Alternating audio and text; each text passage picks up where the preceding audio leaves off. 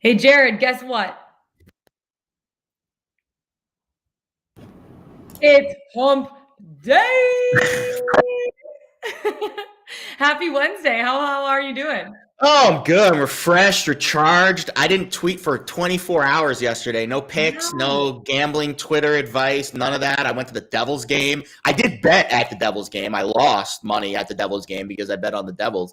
But I had a very pleasant evening. And now I'm recharged and ready to dumpster dive my way through this Wednesday. You have quite a few dumpster dive games Oh, as I'm looking yeah. at the Google sheet, and I'm really excited to get into them because I basically know nothing about any of these teams. You're going to teach me. I'm going to probably tell you, and we'll We'll go see. through. I'm so excited because this week is NFC and AFC Championship week, and we're going to chat a little bit about NFL with our guy Teddy Greenstein from PointsBet. He's the senior editor. We're going to have him on in a little bit, but before that, we're taking it to the boys. College basketball, big game between Xavier and Providence that we're going to break down. And we can't have a segment on college basketball without a few of Jared's deep dive games. He has 2 of them today. So really excited to get into those. NBA Morning Radar, 10 games on the card tonight.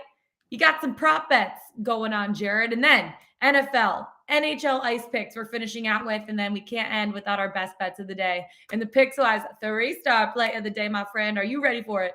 Are you ready? I am so ready. Are Let's you go. ready to rumble? Dun, dun, dun, dun, dun, dun, dun. Okay, let's take it to college basketball because I'm just like on one this morning. You know what I mean? Like, You're in a mood today. I'm in a mood. I'm in a good mood. I know. I love it. You're emanating. Your radiance is emanating through my I screen. know. I had a lot of coffee. I've meal prepped. I have like good food in the fridge. Working a Hawks game tonight. That's going to be an exciting one. Yeah, we can get into that game a little bit. It's going to be a good day. Can't even wait. Okay, college basketball. Let's start off before we get into your dumpster dive games. Number 17th, Providence, taking on number 21 ranked Xavier. Providence, the 8-point underdogs in this game. But the Friars, they've been red hot from the field over their 3-game winning streak that they're on right now. The threes were dropping over Georgetown, over Butler. Their rebounding is pretty good. Over the last 3 games, they've been shooting 50% or better from the field, which is pretty incredible. Now, for Xavier to beat a team like Providence, they got to keep the ball moving. What are you expecting out of this game? Because I know that I'm leaning Providence in this spot. Yeah, and I think on paper, when you just look at the line, you're like, whoa, it's 8 points. Why is Providence that big of a dog? They're 16-2. They've won 3 in a row. They are on this absurd streak where they're 10-1 over their last 11 games. So you're looking at that line, you're like, well, what's Xavier done that they deserve to be an 8-point favorite? Yeah. Not a whole lot, frankly. You know, coming off of a bad loss to Marquette on the road. They lost a tough game, actually 2 really tough games to Nova over the last few weeks. But then you start diving into the numbers a little bit. And there's one thing about Providence that really scares me. Providence very well could be the most overrated team in the country. There is a metric on Ken Palm's stat sheet called luck. And I know that sounds like really, but what do you mean luck? It takes into account a bunch of, I don't even frankly know what the equation takes into account, but it takes into account all of the little things that go on during the course of the game that are considered lucky. And Providence, according to Ken Palm, is the luckiest team in college basketball. Yeah, how do you quantify? I don't know. Don't ask me these tough questions. It's too early in the morning. But there is a metric on Ken Palm. And listen, Ken Palm is the most respected college basketball source for statistics and efficiency and analytics and all this stuff. So I don't question a lot of the things. It's a little easier to explain adjusted offense. It's how many points you score per 100 possessions. Same thing with adjusted defense. How many points you allow per 100 possessions. Adjusted tempo. How many possessions during the course of the game. But with luck, it's all these weird metrics that they pull in. And Providence is the luckiest team in college basketball, according to Ken Palm. Take for that what you will. On your side, Jared, not a lot of things can go wrong. Luck has been on their side, but luck tends to regress throughout the course of the season. That is the scary part. And also the line is really scary because Providence on paper should not be an 8-point underdog to anybody in their conference, maybe except Villanova. But I think on the road, they've struggled. Remember that game against Marquette? They got blown out, and they also got blown out by Virginia on a neutral court earlier this year. Those are their 2 losses are both by double digits. Yeah. So when they do lose, they tend to lose big. I would probably lean Xavier in this one, but I'm going to stay away. I'm kind of leaning Providence. To be honest with you, I think those double-digit losses are because for the Friars. Their defense hasn't really been what they could be, right? They're not really forcing mistakes. They're not really generating pressure. I think that they need to step up, especially defensively in this game. And if their shooting has been as good as it's been over the last 3-game winning streak that they're on right now, shooting over 50% from the field, it's going to be good. Also, a fun fact for you, Coach Cooley. Coach Cooley is a cool, see what I'm doing there? 82, 56, and 2 against the number as a road dog in his career as a head coach. Wow, look at you pulling out the numbers. I know. I did. I deep dove. You I did. Diving of myself, Jared, for those stats. Okay. So I kind of like Providence in this spot, and I would almost take them down to 7 here. Because Xavier, they need to try to get the ball into the interior, get fouled.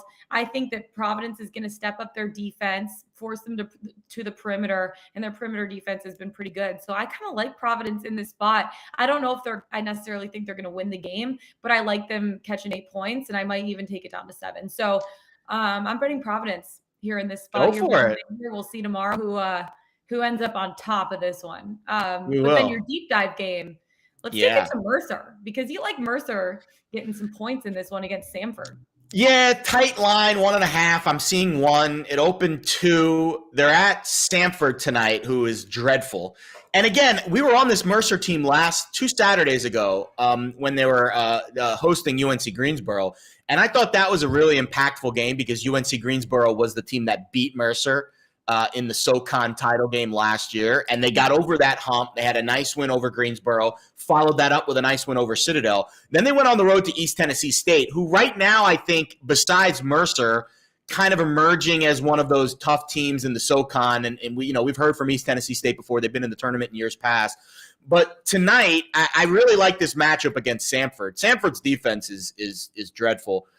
They're ranked 307th in adjusted defense. They play a really fast tempo, does Samford. And Mercer likes to slow things down. They're one of the slowest teams in the country. And when you have a team that I think in Mercer that's a little more experienced, a little more balanced, and I think a little more, tenured to go into this spot and win this game, to me, I just favor, getting 1.5. I think the wrong team is probably favored here. I'll give you another one. And sadly, so I bet these games the night before. And sadly, this one steamed up a lot overnight. Ooh. I probably still would bet it because I just like the spot. But I'm on the Stephen F. Austin Seattle over. Now, Seattle, Stephen F. Austin is a new team in the WAC conference this year. So Seattle, it's a WAC conference. It's been a WAC conference all year. Stephen F. Austin used to be, I believe, in the Southland Conference, and then they've merged over. And they play a very unique style. Havoc defense. They're slow on offense, but they speed things up on defense. And Seattle plays a really fast tempo on offense.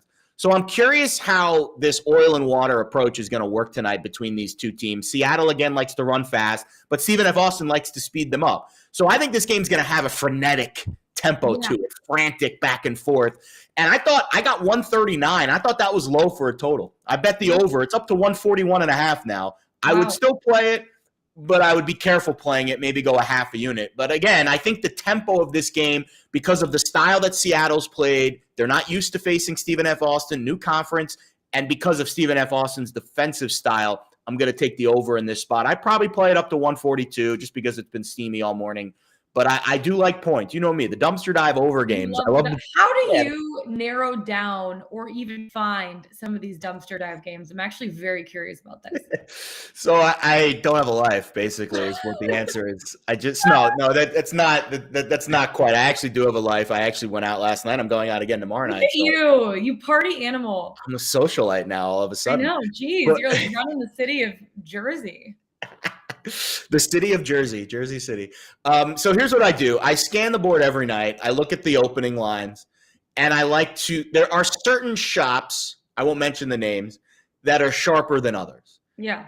I think that when you see, so for example, this line was 139, and at these sharper shops last night, I saw 140. And what that tells me is the line opens the night before, the day before at 139. And when I see the sharper shops all of a sudden tick the line up immediately to 140, I know that there's somebody a lot smarter than me betting the over. Yeah. Then I will, go through all the games and I will look at where the lines move. If a line move interests me, catches my eye, then I will deep dive into that game and try to find stats, trends, read about the teams, do research on the team websites, whatever. Ask people that I trust about those specific teams. So it's kind of a two-pronged approach. First, I look at the line movement. I try to see where the sharp money's flowing in college basketball because, again, the only people that are betting a Seattle Stephen F. Austin total the night before a game is a sharp, and not me, not a sharp. And then I will look at the game and I say, hey, Stephen F. Austin plays this frantic tempo. Seattle plays really fast. They haven't played each other before. I think this game's going to have a frantic vibe to it. And then I make my decision on betting the over. So it's kind of like a double two-pronged approach to get you into the mind of my insane brain here. Speaking of someone with some sharp picks and always looking sharp, let's transfer over to NFL, bring in Teddy Greenstein, senior editor at PointsBet. We love having him on every single week to discuss how the books are creating the odds for some of these games. Looking forward to the NFL this weekend. Teddy, what the heck's up? Happy Wednesday. Lauren, nice to see you. Jared, your crazy mind somehow convinced me to bet on Hartford against Binghamton. Not the best outcome there. Hartford was 3-11 going into that game and giving points, and I still bet them because you recommended it. So hold on. My rebuttal is they were up 19 in the first half, and then Binghamton went on a 19-0 run. Yeah. I've never seen a 19-0 run in college basketball. All I can say is Lauren never lets me down with her. Oh, that's not true. That's not true. You can't put my tires like that, Teddy. My ego is too big already. Okay, I gotta rein it in a little. I'm getting a lot of hate in our chat right now about the Hartford pick. I apologize for giving out a loser, people. I apologize. Hey, it's okay. You know what? You flush it and you move on, Jared. You flush it. Flush the turd. Move on. Speaking of moving on, we're moving on to the NFC and AFC championship games this weekend. Teddy, just first of all, when you look at two of these games, like how do the final four teams rank when it comes to PointsBet's liability for each game to win it all? Because 3 of the 4 underdogs won last week. Yeah, absolutely, Lauren. Honestly, not a ton of money has flowed in yet. I do have some interesting big bets here, so we'll know a little bit more as we get closer. But some of the action so far really does tell a story. So the sharps are on the Chiefs and the under. And we know this because 50% of the bets are on the Chiefs, but 79% of our handle is on the Chiefs. And then 75% of tickets are on the over, but the handle is 50-50. So most of the sharp money out there is liking Patrick Mahomes and the Chiefs defense to some extent. Interesting. Our biggest bet so far in that game is on a pick your own spread, Chiefs -2.5. The dude or girl is paying -250 on the juice, saving a little bit on the -325 money line. And in the other game right now, Rams are getting 60% of tickets and spread over. The total is really square. That's an amazing line. Honestly, I thought it would be 3.5. It is 3.5. I don't think it's going anywhere. I agree. I think the biggest thing when I look at these games, Teddy, is just the overall volume that we're going to get this week. And I've been kind of going back and forth. I've talked to a lot of really smart people who are smarter than me. And the one thing I've kind of deduced from it is sometimes the splits don't tell the full story because you guys take a lot of big bets. And while on paper, the bigger bets you would think are from really sharp people, there's guys out there like Mattress Mac that just throw down $1 million on anything. And so I used to be a couple years ago when I first really started getting into this space, I used to look at the splits as gospel. And I used to kind of deduce, hey, the bigger bets are on the Chiefs, so that means the sharps must be on the Chiefs. I'm a little more hesitant these days to follow that money because I'm a little worried that there's just a lot of stupid people out there with deep pockets that just like to throw down on these games.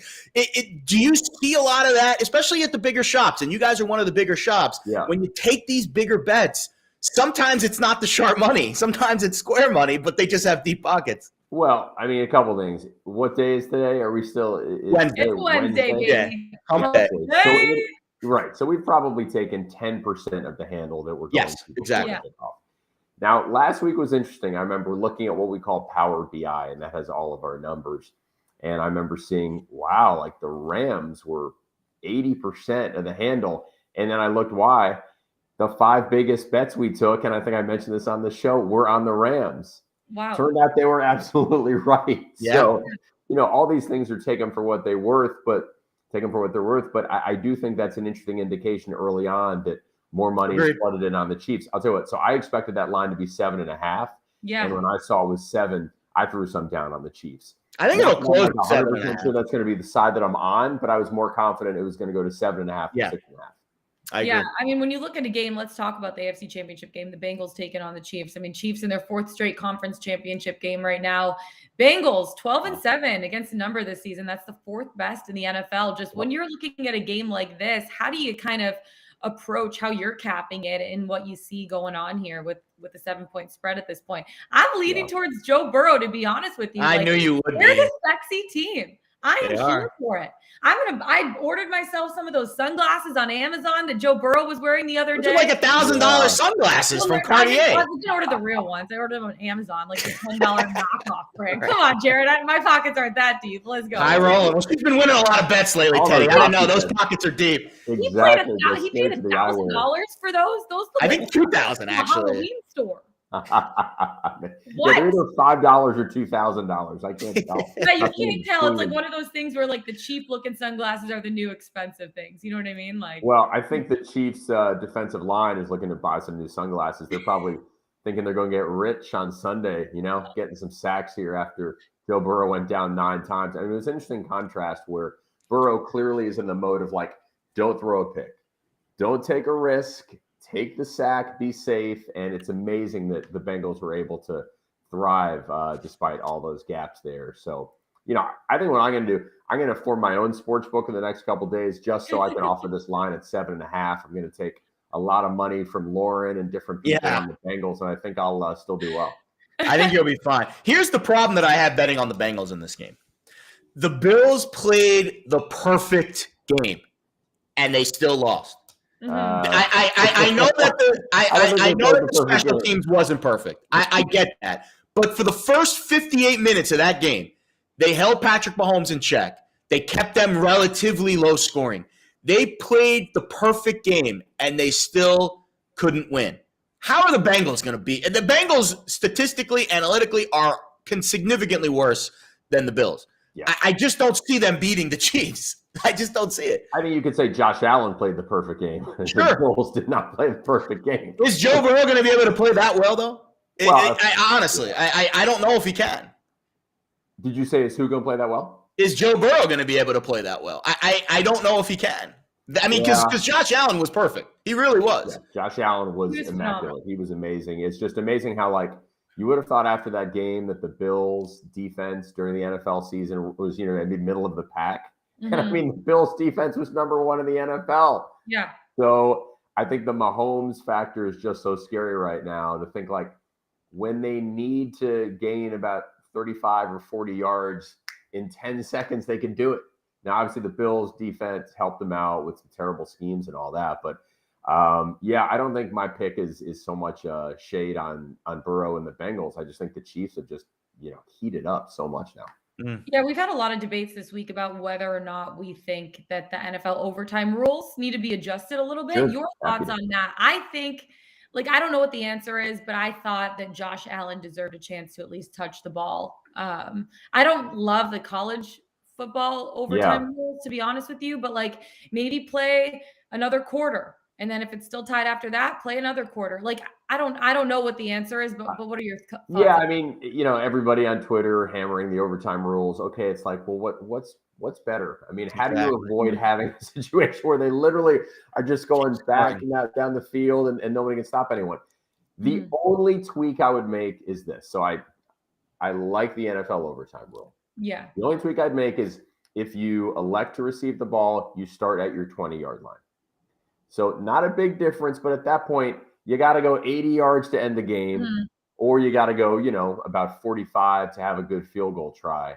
But when you look at the stats during the regular season, the team that wins the coin flip is winning, I think it was 54, 55% of the time. It's defense is part of the game. And I know the Bills are exhausted, but you can't have it go on forever. Everybody complains about every overtime system. I mean, the college one is super fun. like that they've adjusted it now. We have to go for a conversion, I think, on the third, after the third score. So it's hard to do it all perfectly where you satisfy everyone and still make these television windows. I mean, you don't want to have these guys out there for 4 hours. You're going to have more injuries and bad for TV. So Devil's advocate, play some defense, stop somebody with 13 seconds left. Do you think regular season should stay the same, but postseason should be an adjustment? That's an interesting thought, but I just don't have enough of a problem with the regular season one to think it needs to change. Start them at the 20, so that way, if there's some weather conditions, it's just going to be a little harder to go 80 yards. Hopefully the team on defense, can pick a side where the wind is in their favor.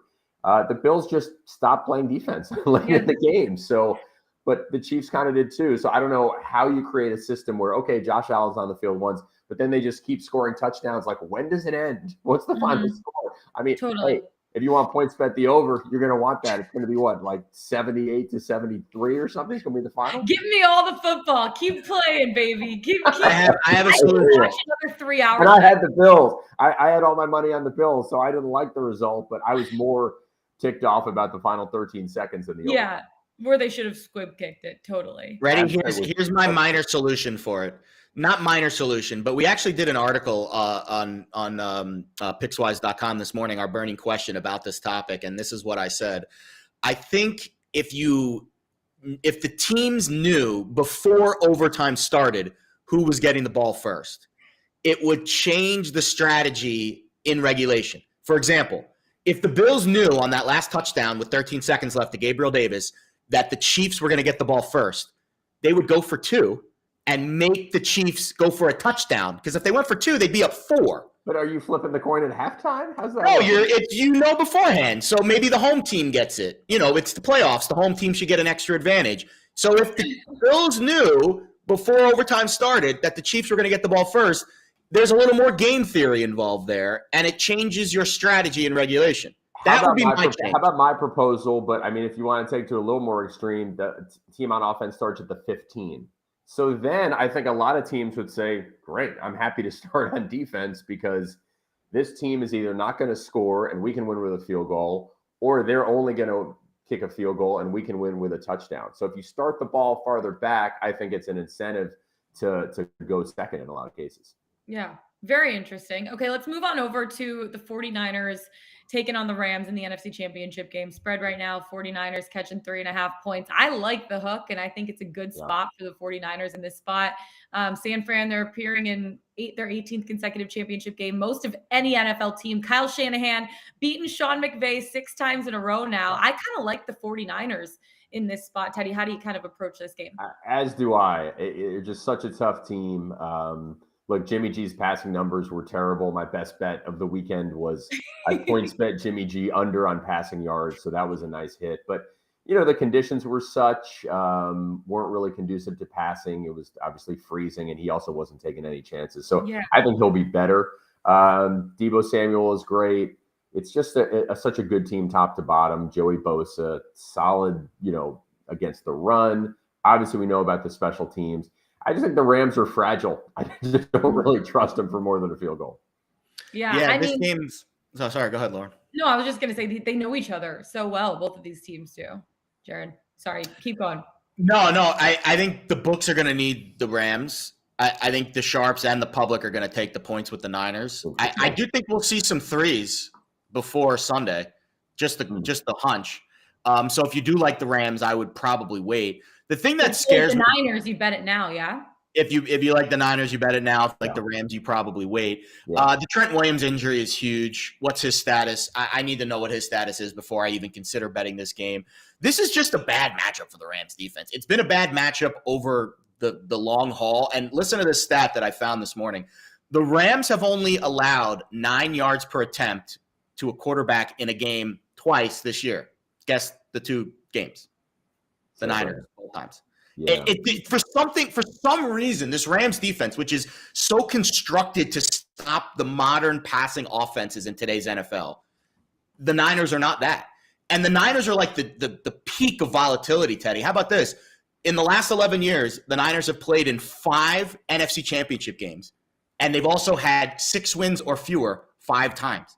It's like one or the other with this Niners team. Yeah. And it's a tough matchup for the Rams. I think it's Niners or pass for me for sure.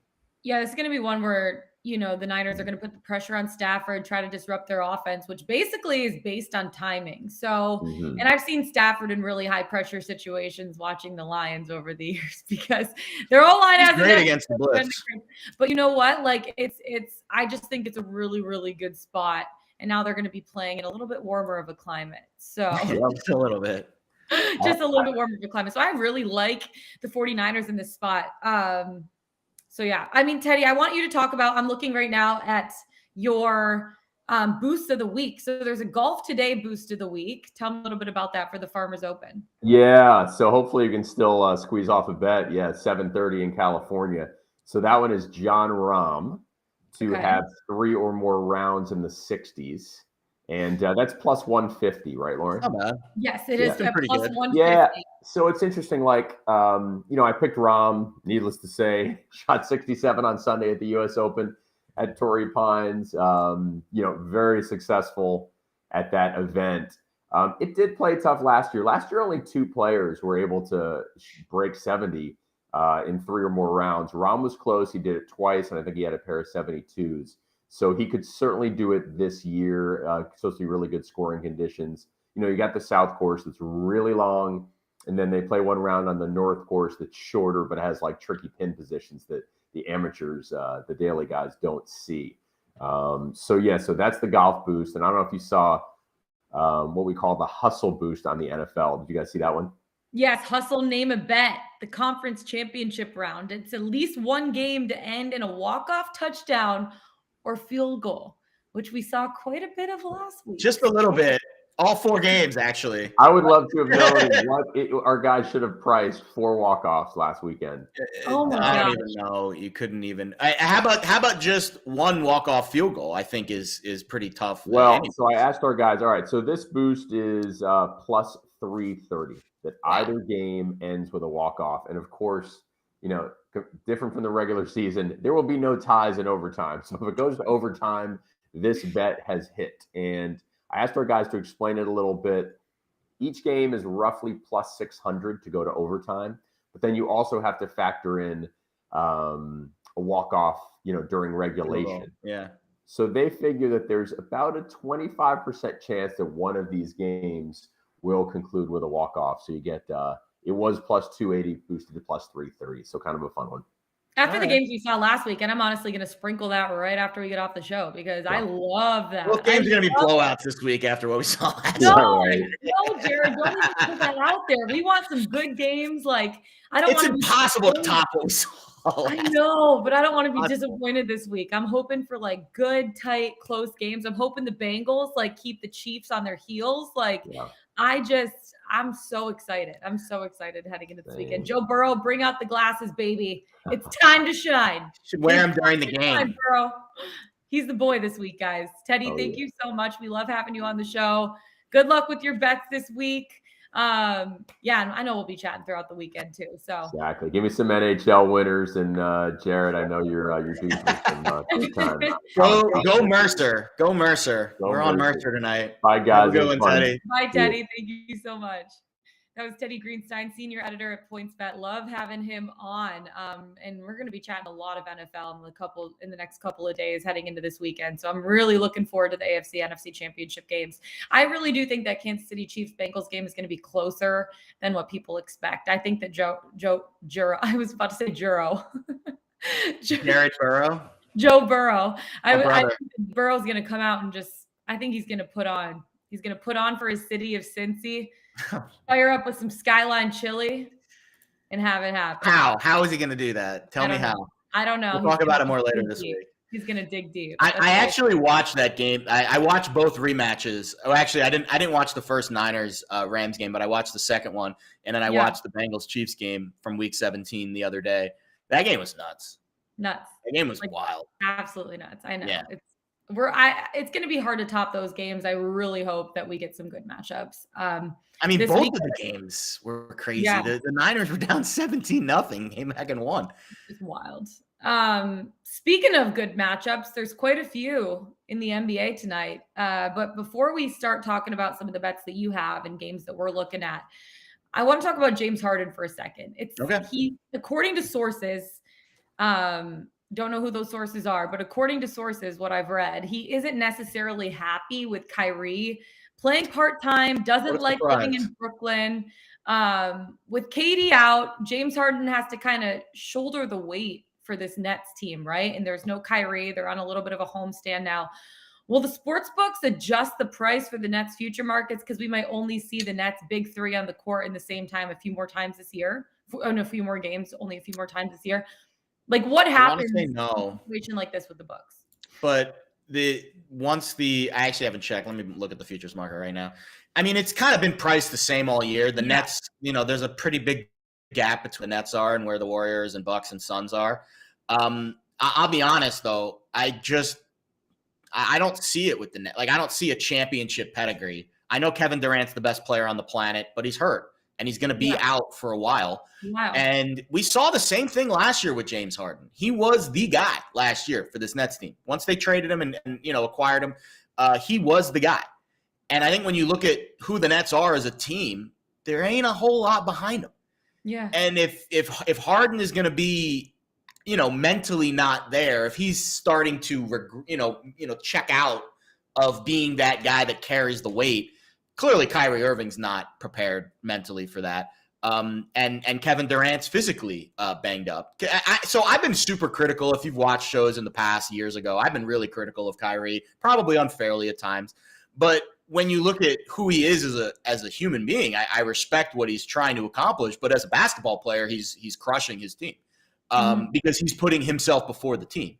And when you do that, maybe your own self-interests are met. Those needs are met. And I respect whatever needs he has off the basketball court. But at the end of the day, he signed I don't know, I forget how much money it was. It was for a lot of money. To be the savior of this Brooklyn Nets team several years ago. And he has not lived up to that. And I would be shocked if the Nets don't move on from him at some point. And I would be also surprised if James Harden doesn't move on. I think Kevin Durant's going to be the last guy standing, and we'll see what kind of names he attracts to this team. But KD hasn't had a full healthy season in a while. So I think the Nets put all their eggs in this basket, and the eggs are a little bit cracked. And I think that's going to be an issue for this team in the playoffs and going forward. Yeah, it really is going to be interesting down the stretch, like what happens with the team, what happens with the COVID rules too in general, because like who knows, as things progress, things could change as well. Where he could, if you were the Nets, do you take the $5,000 fine and have per home game and have Kyrie play in those games? I don't know. I mean, yes, because how much are you paying? His game check is more than that. Yeah. Frankly, I would take it out of his game check, frankly, but I'm sure he won't be happy about that. Listen, I've been really critical of. I am not a Kyrie fan. He is a tremendous basketball player, but I'm not a fan of people who put themselves before the team. The NBA is full of those types of players because the salary cap has gotten to a point where even the mid-level guys are making absurd money, and it's just. This is one of the reasons why I struggle with betting the NBA. And it's not because I don't respect the talent and because I don't respect the market. It's because I don't trust these players to be motivated every night. Mm-hmm. And if I don't trust them to be motivated, why am I going to bet my hard-earned money on them? Mm-hmm. It's really hard to find motivation when these teams play too many games and their players are not fully healthy mentally or physically for these games. And Kyrie mentally checked out a while ago. And he's just doing his own thing. And that's hard for a team to rely on you and for a bettor when mentally he ain't there. And now James Harden's mentally checking out. So tough spot with the Nets right now. It is a really tough spot with the Nets, but they still are towards the top of the East right now, which is pretty incredible for their team. But I know two teams tonight that are not going to have a hard time getting that energy and excitement up for the game as the Suns taking on the Jazz. You have a Devin Booker prop on the game tonight, right? Yeah, I'm slowly dabbling. I just gave this big, long-winded diatribe about how I'm not betting the NBA, and here we go, NBA prop. Kidding, I'm betting. This is the first NBA game on my spreadsheet. Let me pull up so I can give you the exact date. I have not bet an NBA anything since December 15th when I bet a unit on the Lakers money line. So it's been over a month since I've bet anything on the NBA. But I like this Devin Booker rebound prop tonight. So they just faced the Jazz the other night. He had 7 rebounds. He's had he hasn't had fewer than 4 rebounds in any game this month. He's had a game with 10, 9, 7. He had a few earlier games where he went over this total of 5.5. He's projected for 6.3 tonight, plus money to the over, which is how I usually tend to play NBA. That's how I prefer to play NBA props, plus money on whatever side I'm betting. The reason that this is plus money, I think, is because the Jazz are a good rebounding team. They're top 10 in all rebounding metrics. But I just, I look at my numbers and I see where Booker is, and it should be a more intense game. These are 2 teams near the top of the standings in the West. And I think Booker will get on the glass tonight. So over 5.5, just a quarter units on all prop, but over 5.5 for Devin Booker tonight. We're slowly dabbling back into the NBA. I'll kill you on that one if I can stay up. You're gonna be sweet. Game. That's like those games get to be late, like 10:30, 10. You're working a game tonight, so you'll be up late when you're on your way back. You have that adrenaline rush. The Hawks taking on Sacramento. That's going to be a fun one. I'm looking forward to getting back. I've had a couple games off now, so I'm ready to get back in there. I have like a rejuvenated sense of self. There. Love and life. I'm ready to go, Jared. Let's go. I know. Speaking of let's go to the NHL. Let's take it to the ice. Your favorite. Cold. I know. I love my NHL bets. I have 2 good ones tonight that I'm really, really looking forward to, but I'll let you go first. Actually, we're on the same game. I'm just looking at it right now, but we're betting it a little bit differently. So let me tell you my Sharks Caps pick. I'm struggling with words today. My Sharks Caps pick, and then we'll chat a little bit about the Bruins taking on the Avs at altitude at Ball Arena tonight. So Sharks taking on the Caps. In the nation's capital, I have the Caps puck line at plus 118 in this game. The Sharks, they've gotten beaten for the 4th time in the last 5 games. The Caps were just shut out by Vegas. They're going to want to bounce back in this one. Sharks goalie James Reimer's 12-8-1 on the season, 2.83 goals against average, 914 save percentage. He was pulled last game, though, for Adin Hill came in, stopped 15 shots on goal.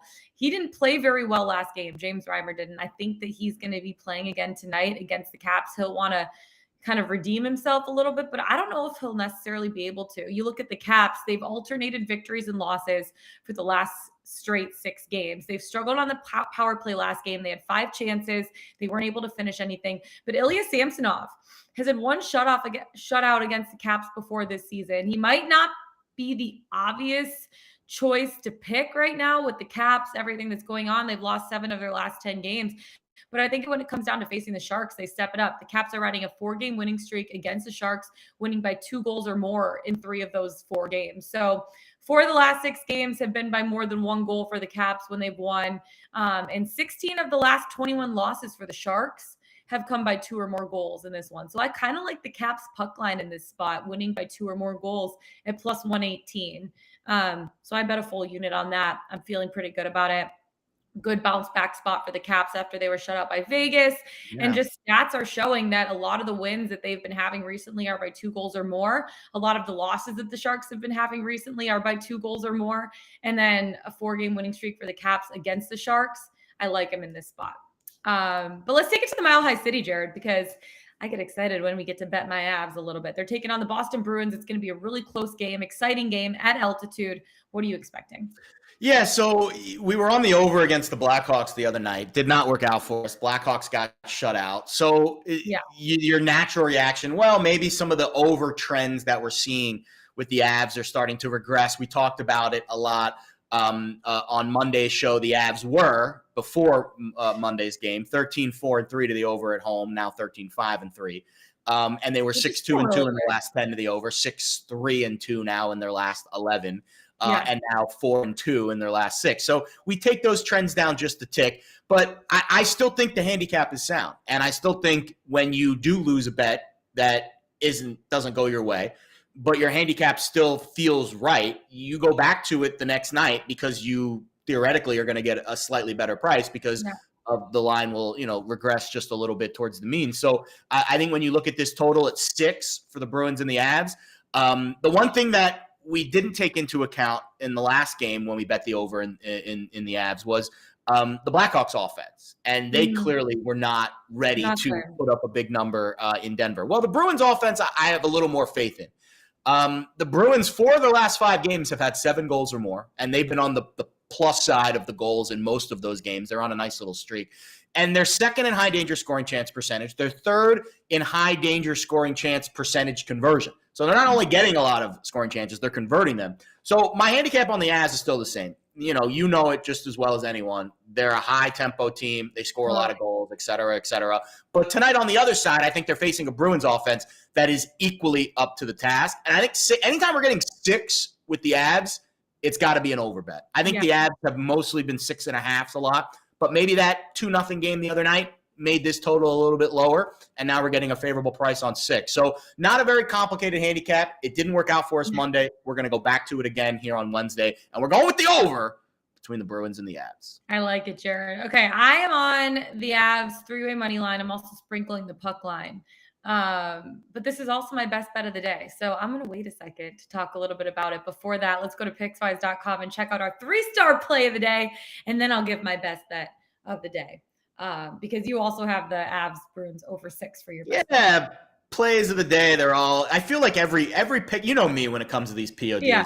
I give out 5 plays on the show. The one I designate, I bet them all the same, 1 unit. I will tell you when I'm on a quarter unit or a half unit or a full unit. Every bet I make is a full unit unless otherwise told.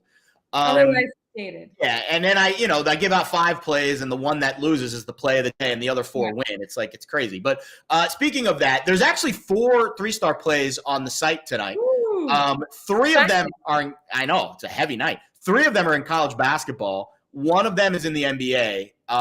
You know what? I'm going to make you go to Pickswise.com and see which ones they are because we need traffic on the site. That's why we do what we do. So there's 4 of them. They're all very good. I probably am going to be tailing at least 3 for sure. Probably the Penn State one I'll probably stay off because of recency bias with my Nittany Lions. But I definitely think it would behoove you to go to the Pickswise.com 3-star spot and check out all these plays. Check it out, Pickswise.com. 4 3-star play of the days. You don't want to miss out on it. And then our best bets of the day. So, Jared, you talked a little bit about yours. You have the over 6 in the Bruins-Avs game. I really like the Avs 3-way money line at -120. I think I got that for a good value. But I'm also betting a half unit on the puck line as well for them to win by 1.5 goals or more at +136. I bet that on FanDuel. So the Avs, they're looking right now to extend a winning streak to 8 games. But also they've been phenomenal at home. They've won 16 straight games at home, which is wild.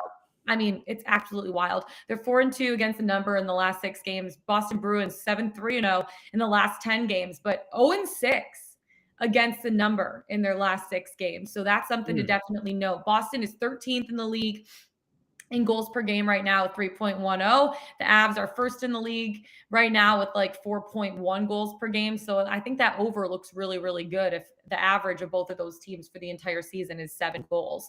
I really like it in that spot. But the Avs won their 16th straight game at home against Chicago. Nazem Kadri have been playing lights out. Mikko Rantanen also scored his 24th goal of the season. And Colorado, they're 18th. I know defensively hasn't been necessarily the best. Darcy Kemper, he's been solid, but not phenomenal like Grubauer was last season. He's kind of figuring out his way. They're 18th in goals allowed with 2.95. For me, though, it's hard to go against the Avs in this spot. Goaltending is the only issue I've had early on, but you look at their last 7 games, they've only allowed 9 goals during this 7-game winning streak. And they only lost 1 game. Yeah, they only lost 1 game in January, and that was an overtime loss against Nashville on a very questionable call. So that's all I got to say about that. They've gotten points in all 13 of their games on the month. They're 12-0-1 for the month of January, which is wild. And Boston's playing well, but it's just hard to go against a team that's on fire. Bruins 10-3-0 in January, lost 2 of their last 4. They're just not going to win this game. I like the Avs 3-way money line -120 in front of a home crowd, and I'm also putting a half unit on the puck line at +136. I'm also going to tail your over in this game too. I'm betting this game in a lot of different ways. You are hammering this game. I am just putting all of my money in on the Avs. The chat does not like the Avs tonight. Yeah. Who The doesn't? chat does like the Caps a lot. Samsonov, Michael Ervalina says Samsonov by far the better goalie. Why Get don't right my spot for people the like Caps. the Avs? What are we doing They're here? saying Michael added Avs struggle against slow-paced defensive teams.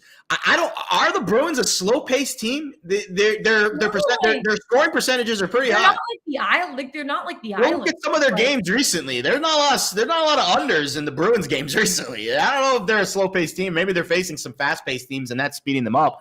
Maybe the fact that they're at altitude tonight, they'll try to be a little bit slower. Do they play? Let me see if it's the front end of a back-to-back for the Bruins. It is not. Neither team plays tomorrow. This is not going to be I don't think it's going to be a slow-paced game tonight. Maybe there's not a lot of goals, which is fluky and luck, as you know, watching hockey. But I don't think it's fair to call the Bruins a slow-paced team. Go look at some of their scoring numbers lately. They've been pretty hefty. Yeah. So, hey, I'm sticking with my guns. I'm sticking with don't let the chat deter you from your picks. That's for sure. Guys, I'm betting the Avs 3-way money line at -120 and the puck line and the over in this game. So you know what? The Bruins just gave up 7 goals to the Hurricanes last week. I mean, and they had an 8-goal game in their last game against the Ducks. 5-3 they lost. So there's been some hefty scorelines against this Bruins team. Baby. I know. So yeah, we're going with it. We're sticking with it, and we'll see you tomorrow. Fingers crossed it hits. Who knows? We'll see. That's it for us today, guys. Find us on the Pickswise YouTube channel. Go to Pickswise.com. Make sure to check out those 3-star bets. There's 4 of them today. Follow us on Twitter, Jared Smith. I'm Lauren Jabara. Best of luck, everyone. Don't miss us. We'll see you tomorrow. Let's get it. Let's bet it.